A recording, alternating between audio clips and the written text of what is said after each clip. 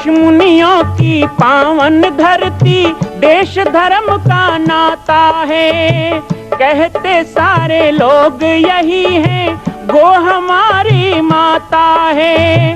जाग उठो ओ भारतवासी, जाग उठो ओ भारतवासी, गो पर छुरियां चलती हैं।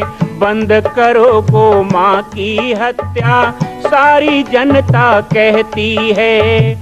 बंद करो गो माँ की हत्या, सारी जनता कहती है।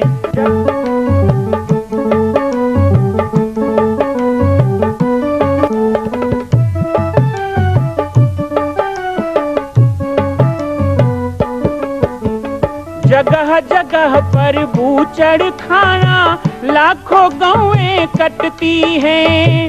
किसे सुनाए व्यथा हमारी, नैना नीर बहाती हैं। रक्षा करना गौ माता की, रक्षा करना गौ माता की, गीता ज्ञान सिखाती है। बंद करो गो माँ की हत्या, सारी जनता कहती है। बंद करो गो माँ की हत्या, सारी जनता कहती है।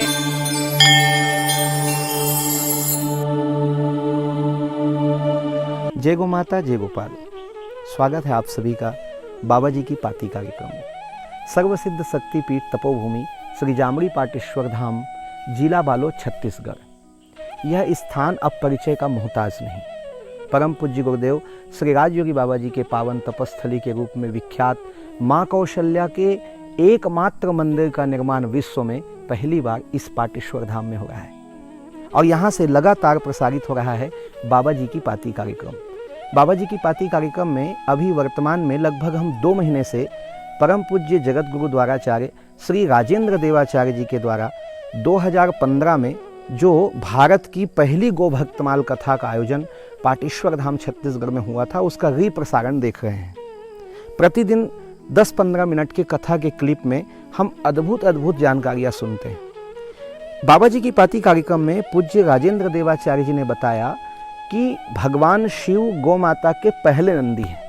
जब गाय का जन्म हुआ समुद्र से, तो भगवान शिव को लोभ हुआ कि इतनी दिव्य गौ माता आई हैं, तो इनके पेट से मैं जन्म लूं, और उन्होंने नीलाभ वृषभ के रूप में जन्म लिया। इसी कारण नंदी को भगवान शिव का प्रतीक माना जाता है। भगवान शिव ने जब नंदी के रूप में जन्म लिया, तो उनके पृष्ठभाग में त्रिशूल, चक्र, ओम अंकित था। इसीलिए आज भी गाँव में जब नंदी छोड़ा जाता है, तो उसे भगवान शिव का प्रतीक माना जाता है और उसे त्रिशूल, चक्र, विविध धार्मिक चिन्हों से अंकित किया जाता है। ऐसे ऐसे दिव्य रहस्य उद्घाटित हो रहे हैं। आइए आज की कथा में पूज्य महाराज श्री से सुनते हैं कि कौन सा रहस्य आज गौ माता के चरित्र और महिमा पर वो डालने वाले हैं। धारण करे तो 12 वर्ष की साधना में ही वह पशुत्व से मुक्त हो जाता है। इसलिए महाराज जी वेद में तदेतद वृषम, उसमें जो मंत्र है, ओम अग्निरिति भस्म, वायुमिति भस्म, जलमिति भस्म, स्थलमिति भस्म, व्योमिति भस्म, सर्वगुं हवा इदम भस्म, मन एतान चक्षुंसि यस्माद् व्रतम तस्माद् व्रतम पाशुपतम पशुपास विमुक्षणाय, तत् एतत् व्रतम पशुपास विमुक्षणाय। ये भस्म धारण का जो व्रत है वो पशुपास के मोक्ष के लिए। इसलिए संपूर्ण शरीर में विभूति धारण ना भी कर सके, तब उसके लिए लिखा है, अब हवन के पश्चात त्रायुखं जमदग्ने है कश्यपस्य त्रायुखम यद्देवे खुत्रायुखम दुबाहमूले और तन्नो वस्तु त्रायुखम में थी हृदय। तो इतने अंगों में भी लगाने पर सर्वांग में भस्म लगाने का पुण्य मिल जाता है। नारायण। हम लोग अग्नि में आहुति देते हैं। अग्नि किसका स्वरूप है? हम लोग जब अग्नि प्रज्वलित करते हैं और अग्नि का पूजन करते हैं, अग्नि का जब स्तवन करते हैं, तो क्या कहते हैं? हे अग्नि, आप वृषभ रूप हैं। अग्नि का स्वरूप क्या है? वृषभ का रूप। चत्वारि श्रृंगा त्रयो अस्य पादा, वेद मंत्र है, यजुर्वेद का मंत्र है। चत्वारि श्रृंगा त्रयो अस्य पादा द्वे शीर्षे सप्तहस्तासो अस्य त्रिधा बद्धो वृषभो रोरवीति महोदेवो मर्त्या आविवेश। हे महान देव अग्नि, आप वृषभ हैं, सबकी कामना को पूर्ण करने वाले हैं। आपने इस मृत्युलोक में अवतरण किया है, हमारे ऊपर कृपा करने के लिए वृषभ रूप में अवतरण किया है। वेद का सबसे पहला मंत्र क्या है? ओम मा अग्निमीडे पुरोहितम, ऋग्वेद का पहला मंत्र। अग्निम ईडे, अग्नि शब्द से ही वेद का आरंभ है। ऋग्वेद का प्रथम मंत्र है अग्निमीडे।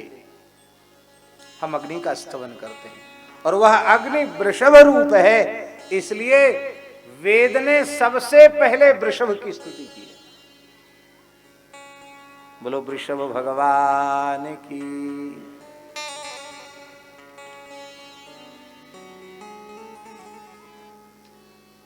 अच्छा एक बात बताइए,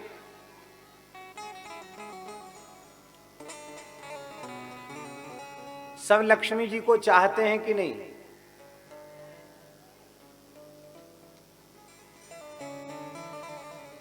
सब लक्ष्मी जी को चाहते हैं कि नहीं?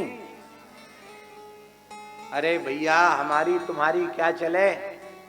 जब समुद्र मंथन से लक्ष्मी जी प्रकट हुई तो सब झगड़ा शांत हो गया, सब बैठ गए लाइन से कि हमको पसंद कर लें लक्ष्मी जी। कहां तक कहें, बड़े बड़े वीतराग ऋषि मुनि भी अपनी मूछ, अपनी दाढ़ी जटा वटा बढ़िया से बांध के बैठ गए। हमारे गले में माला डाल दे, लेकिन लक्ष्मी जी ने किसी को स्वीकार नहीं किया।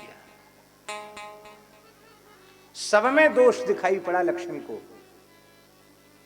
देवताओं में दोष दिखाई पड़ा, ये भोगी बहुत हैं। भोगी पुरुष के पास लक्ष्मी की शोभा नहीं। भोग में आसक्त रहते, स्वर्ग के भोगों में। दैत्यों ने सोचा लक्ष्मी जी हमको मिल जाएं। लक्ष्मी जी दैत्यों के पास भी नहीं गई। क्यों? बोले ये निर्दयी बहुत है, निर्दयी के पास लक्ष्मी की शोभा नहीं।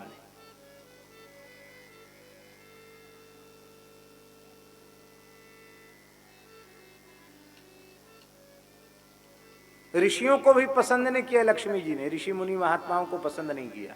क्यों? बोले ये तपस्वी हैं, जितेंद्रिय हैं, सब ठीक है, क्रोधी बहुत हैं। फट से गुस्सा आया, साफ दे दिया। तो जल्दी जल्दी तमक जाने वाले के पास भी लक्ष्मी की शोभा नहीं है। क्रोध रहित के पास लक्ष्मी की शोभा है, क्रोध शून्य के पास लक्ष्मी की शोभा है, क्रोधी के पास लक्ष्मी की शोभा नहीं।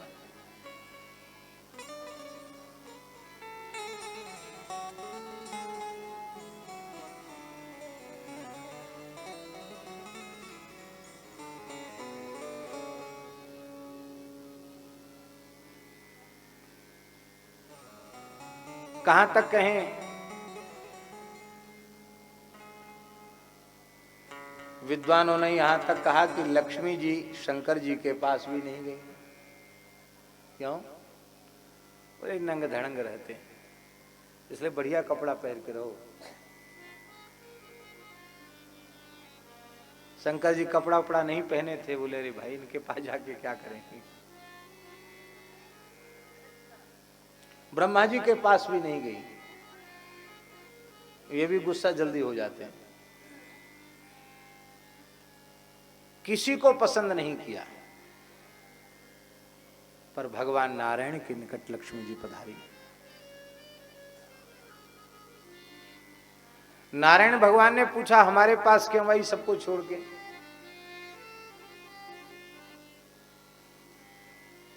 बोले कह रहे सब में कोई ना कोई दोष है, एकमात्र आप ही ऐसे हैं जिसमें कोई दोष नहीं। आप असंख्य कल्याण गुणगण निलय हैं, आप में कोई दोष नहीं है।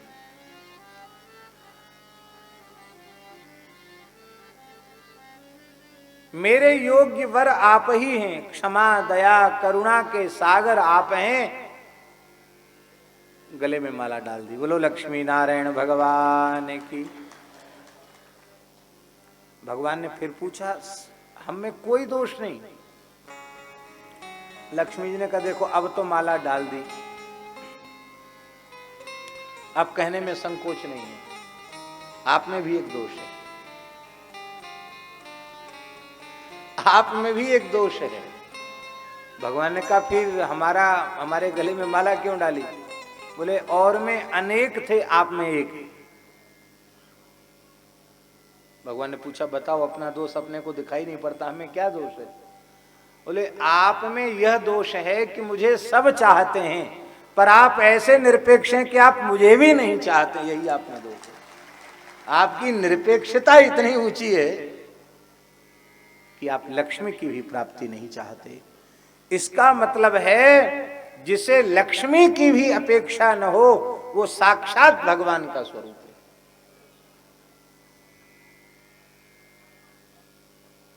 हम निषेध नहीं कर रहे हैं उपासना का, लेकिन महाराज बड़े बड़े विरक्त और बड़े बड़े यति भी लक्ष्मी की उपासना कोई श्रीयंत्र के रूप में, कोई श्री विद्या के रूप में, कोई महाविद्या के रूप में करते हैं, इसकी कमी नहीं आवे। और लोगों की घोषणा है कि भोग और मोक्ष दोनों की प्राप्ति होती है।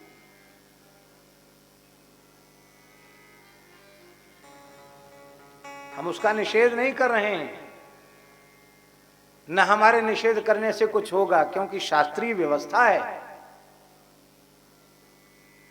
लेकिन सच्ची बात यह है, जहां तक कुछ अपेक्षा है वहीं तक जीवत्व है।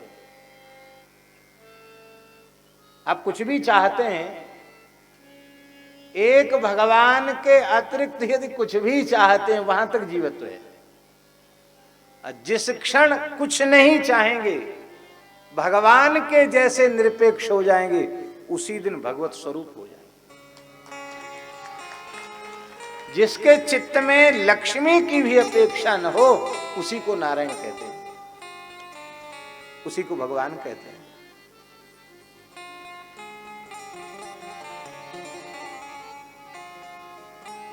ऐसे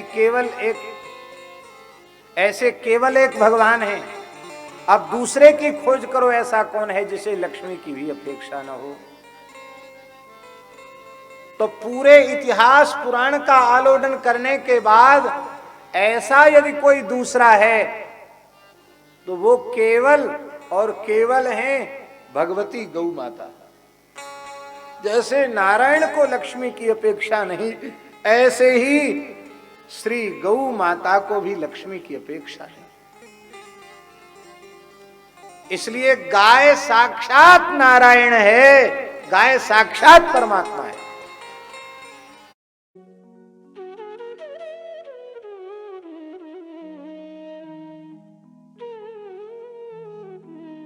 गौ माता की महिमा, गाय का संवर्धन। और पूज्य महाराज जी ने आज ललकार के कहा कि जो आईपीएस अधिकारी हैं, जो अधिक पढ़े लिखे लोग हैं, वो मंदिर को मंदिर नहीं, मूर्ति को भगवान का स्वरूप नहीं, गाय को माँ नहीं मानते, वो गाय को पशु मानते हैं, मूर्तियों को एक दिखावे का सामान या मंदिरों को केवल एक प्रदर्शनी का स्थान।